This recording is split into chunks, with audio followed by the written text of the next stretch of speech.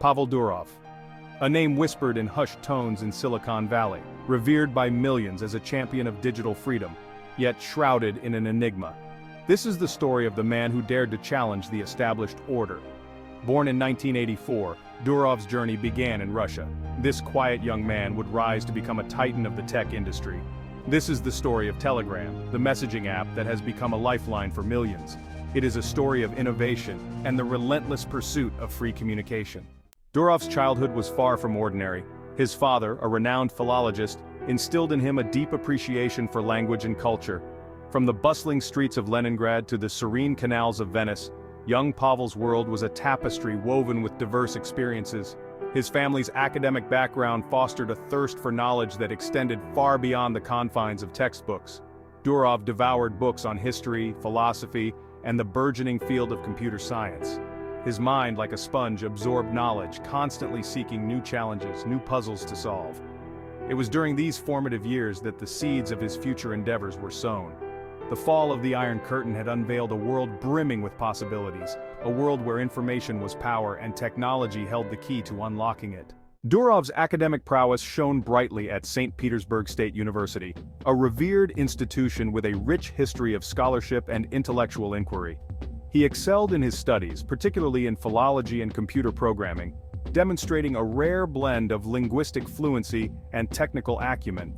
It was within the university's hallowed halls that he first encountered the nascent power of the internet, a decentralized network of information that transcended borders and challenged traditional hierarchies. He recognized its potential to connect people, to empower individuals, and to foster a more open and transparent society. University was not just a place of academic pursuit for Durov, it was a crucible where his entrepreneurial spirit was forged.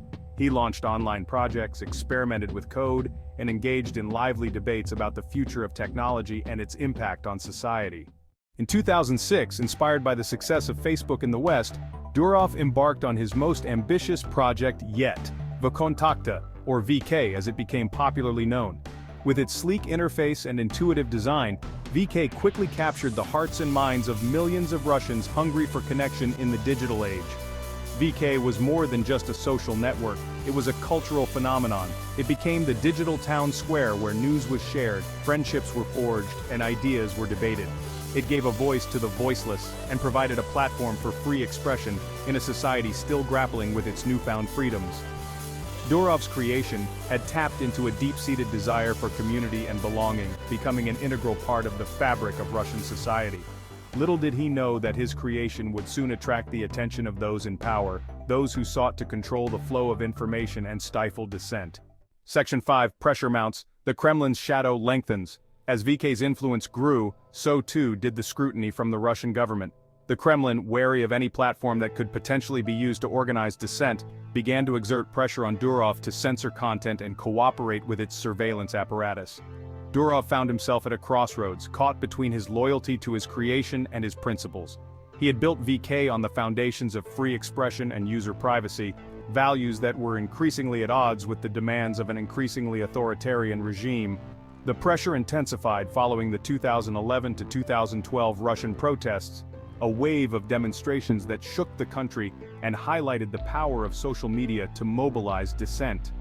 The Kremlin, determined to reassert its control over the digital sphere, demanded that Durov shut down opposition groups and hand over user data. Exodus and innovation, the genesis of Telegram. Facing mounting pressure and unwilling to compromise his principles, Durov made a fateful decision in 2014. He sold his stake in VK and fled Russia, vowing never to return. He left behind his company, his fortune, and his homeland, becoming a digital exile in pursuit of a vision for a truly free and open internet. Undeterred by the forced exodus, Durov channeled his energies into a new project, Telegram. Learning from his experiences with VK, he envisioned a messaging app that would be impenetrable to government surveillance and censorship, a digital fortress where privacy and security were paramount.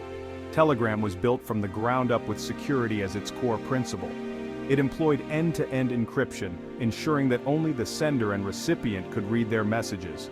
This made it virtually impossible for governments or hackers to intercept and decipher communications, making it a haven for journalists, activists, and ordinary citizens concerned about their privacy. Navigating the minefield censorship and controversy, Telegram's unwavering commitment to privacy and its encrypted nature quickly attracted a diverse user base, from human rights activists operating under repressive regimes to journalists seeking to protect their sources. However, this same commitment to anonymity also drew criticism, with some accusing the platform of becoming a haven for illicit activities. Governments, particularly those with a history of censorship and surveillance, viewed Telegram's growing popularity with suspicion. They argued that the platform's encrypted nature hindered law enforcement efforts to combat terrorism and organized crime. Demands for backdoor access to user data became a recurring point of contention. Durov remained resolute in his stance against government overreach, arguing that compromising user privacy would be a slippery slope that would ultimately erode the very foundations of a free and open internet. He maintained that Telegram would never bow to pressure from authoritarian regimes or compromise its users' right to privacy. The reluctant icon, Durov's values and vision. Despite his growing fame and influence, Durov has remained an enigmatic figure, shunning the limelight and rarely giving interviews. He cultivates an aura of mystery, often communicating with the world through cryptic messages and philosophical musings on his Telegram channel. His personal beliefs, a blend of libertarian ideals and a deep distrust of centralized power, are reflected in the very DNA of Telegram. He envisions a future where individuals have greater control over their data and where technology empowers rather than enslaves. Durov's vision extends beyond Telegram. He sees it as a catalyst for a broader movement towards a more decentralized internet, one where power is distributed among users rather than concentrated in the hands of governments and tech giants. The Telegram empire growth amidst geopolitical storms. Despite facing constant challenges from governments and competitors, Telegram has experienced remarkable growth, amassing over 700 million users worldwide. Its popularity surged in the wake of privacy scandals involving larger tech companies, as users sought out alternatives that prioritized their data protection. Telegram's user base is as diverse as the world itself, with large concentrations in Eastern Europe, the Middle East, and Southeast Asia. It has become a lifeline for protesters and activists operating under repressive regimes, allowing them to communicate securely and organize resistance movements. The app's versatility, with its support for large group chats, channels, and file sharing, has also made it a popular tool for businesses, communities, and even governments themselves, albeit ironically, those seeking secure communication channels. A champion for digital sovereignty in a divided world. In a world fractured by geopolitical tensions, Durov has emerged as a champion for digital sovereignty, the idea that individuals should control their own data and online identities. His commitment to privacy and freedom of expression resonates with millions disillusioned by surveillance capitalism and the censorship of authoritarian governments. Durov's vision for a decentralized internet challenges the status quo. His success with Telegram shows a viable alternative to data-hungry tech giants, and that users embrace platforms prioritizing privacy and freedom. His stance against government overreach has made him a target of authoritarian regimes, but also earned admiration from free speech and privacy advocates worldwide. The legacy of a digital dissident. What lies ahead? Pavel Durov's journey from a young programmer to a tech icon is a testament to the power of ideas and the unwavering pursuit of a vision. He has challenged the status quo, defied expectations, and emerged as a leading figure in the fight for a more open and free internet. His legacy will likely be debated for years to come.